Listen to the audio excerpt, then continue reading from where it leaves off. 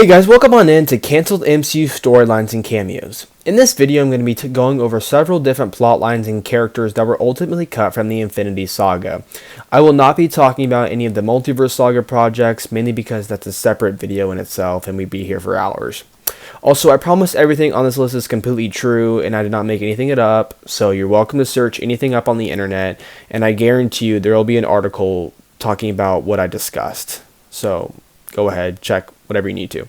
Now, thanks for tuning in. Let's get into it. Our first film was Iron Man. Tom Cruise was originally Marvel's first choice to play the character of Iron Man. Tom reportedly accepted the role but backed out once he learned that he would have to sign for a multi-movie contract. Marvel also decided not to use him after all because they wanted to keep the film low in budget just in case the film flopped. Now, our second one is in the post-credit scene at the end of the film of Iron Man. Nick Fury was going to tell Tony that he's recently had to deal with radioactive bug bites and mutants. Obviously, this was a reference to Spider-Man and the X-Men. This scene was eventually reworked because Marvel Studios didn't want to promise the audience characters that they possibly couldn't even get the rights to. Now, we're going to skip Iron Man 2 because there's not much with that. If I skip a movie, that means it didn't really have much to... It didn't have any missed opportunities or cameos. Our next one's Thor. Hawkeye was originally supposed to have a larger role in the film, but it was cut due to time constraints. Avengers. Disney and Sony managed to work out a deal to put Oscorp Tower in the background of the final fight scene. This version of Oscorp was going to be specifically from the Amazing Spider-Man film that was set to come out a couple of months after Avengers. Although the deal was ultimately canned because the VFX for the film had already been completed before the agreement was fully finalized. Our second fact is Marvel Studios originally wanted Wasp to be introduced in the first Avengers movie. Disney reportedly thought of this idea because they wanted an additional female on the Avengers lineup. This was ultimately canned because they were already introducing Hawkeye in the film, who hadn't previously been in any movies leading up to this one, besides this quick cameo on Thor, which is a blink and you miss it type thing. Now we're going to skip Iron Man 3 and Thor the Dark World. We're going to cut to Captain America the Winter Soldier. Marvel Studios really wanted Hawkeye and Captain America the Winter Soldier after a semi-positive feedback from the first Avengers movie. Unfortunately, this didn't work out because Jeremy Renner had scheduling conflicts and couldn't make it. The Russo brothers also stated that they didn't want Hawkeye in the film because they didn't know much about the character to begin with. The Russos really got beef with Hawkeye. Guardians of the Galaxy. Iron Man was supposed to appear in an early draft of the film in order to show audiences that Guardians of the Galaxy was connected to the overall MCU. This was cut because at the time, Robert Downey Jr. was still deciding if he wanted to renew his contract with Marvel Studios or not. His last film in his contract ended with Iron Man 3, for those who didn't know, his first contract with Marvel. Marvel also ultimately decided against this just in case Guardians flopped, that way they could say it was never canon to begin with and retcon it. Our second fact for Guardians is that a Rocket and Groot one-shot was going to be released with the Blu-ray copy of Guardians of the Galaxy. This one-shot would have been about Rocket and Groot meeting each other for the first time. This was canned because Marvel Studios at the time wanted to be done making one-shots for unknown reasons. And James Gunn also said that this one-shot went completely under the radar because they were too busy filming the actual Guardians of the Galaxy movie. Avengers Age of Ultron. A draft of the film had Hawkeye die instead of Quicksilver. I know we're talking about Hawkeye a lot, but yeah. Marvel decided on Quicksilver instead because 20th Century Fox was already using Quicksilver in their Marvel films at the time, so they didn't want to associate with that, or in other words, give them free marketing essentially. In the final scene of Avengers Age of Ultron, where the new Avengers team is introduced, Captain Marvel and Spider-Man were actually going to appear. The Captain Marvel cameo was even filmed, although they used a stand-in actress for her because they hadn't fully decided on an actress for the character yet. So their plan was just to CGI a mask over her on the stand-in actress's face. Sadly, both cameos were cut because Marvel Studios didn't want to confuse the audience with characters who hadn't been introduced yet. Ant-Man. Arnim Zola was originally set to be a villain in the film. This was cut after Peyton Reed decided that he only wanted to focus on Yellow Jacket. Our second fact is Ant-Man was going to release in Phase 1 and come out before the first Avengers movie. Unfortunately, lots of directors and writers left the project due to creative differences and other stuff, which ultimately resulted in this film not releasing until 2015, obviously. Our third and final fact is Hank Pym was going to suit up as an Ant-Man at the end of the film to help Scott defeat Yellow Jacket. This was cut due to unknown reasons. Captain America Civil War.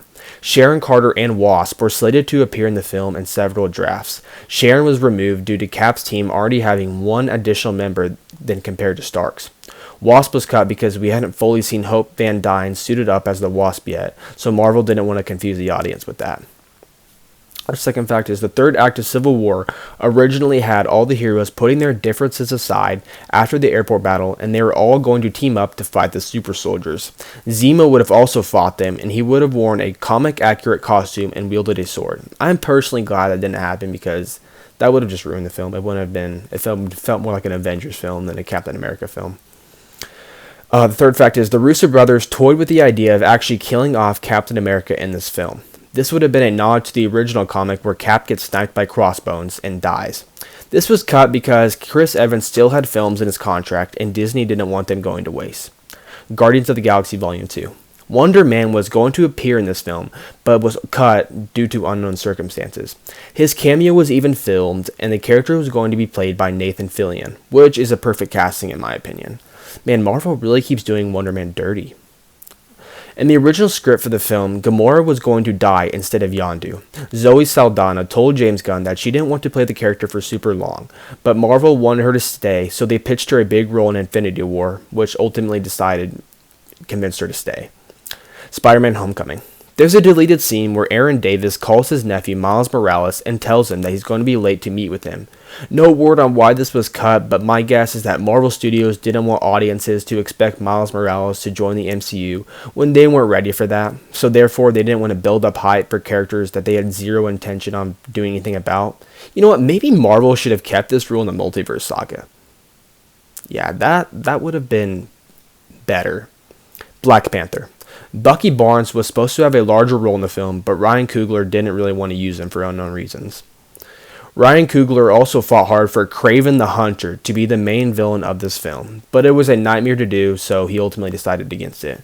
Ryan tried to work out a deal with Disney and Sony, but Disney rejected the idea because they didn't want to share the profits with Sony when they absolutely didn't need to.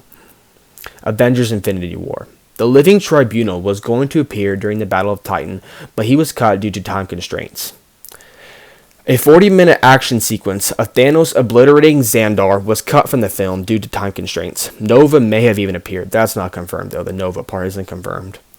The opening scene of Avengers Endgame, where Hawkeye loses his family, was originally going to be the last scene of Avengers Infinity War, although the Russo brothers thought Thanos looking at the sun was just too perfect of an ending, so they decided against it. I personally agree with that one. Avengers Infinity War could have ended there, and the MCU could have been complete. Not saying that that's a good idea, but that's what could have happened. Avengers Endgame, which is going to be the last film I'm going to talk about. Captain Marvel was going to have a larger role in the film, and she was even going to go to Vormir with Clint and Natasha. Her role was reduced because Brie Larson was already shooting her solo film simultaneously with Endgame, so time constraints ultimately became an issue, so her role was reduced.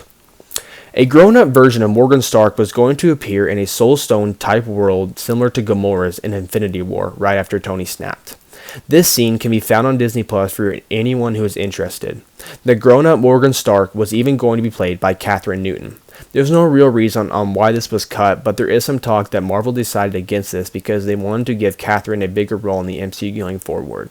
Many may recall that she was heavily rumored to play Kate Bishop in the Hawkeye series in early 2020, but we all know that the role went to Haley Steinfeld instead, so something didn't work out there. Our last fact is that Nakia, Kraglin, Janet Van Dyne, and Hank Pym were all cut from the final battle scene in Avengers Endgame. Nakia was cut due to scheduling conflicts with the actress. Kraglin was cut because Sean Gunn was already busy on set doing motion capture for Rocket Raccoon. And lastly, there's no reason on why Janet and Hank were cut, but I'm guessing Marvel already had too many characters in this final battle scene, so at some point they had to cut some characters off. That will conclude the video for now. Let me know if you want to see like a multiverse saga version of this video, because there's a lot of missed storylines and stuff, canceled storylines. But thanks for watching, and please like and subscribe because it would legitimately make my day if you did that.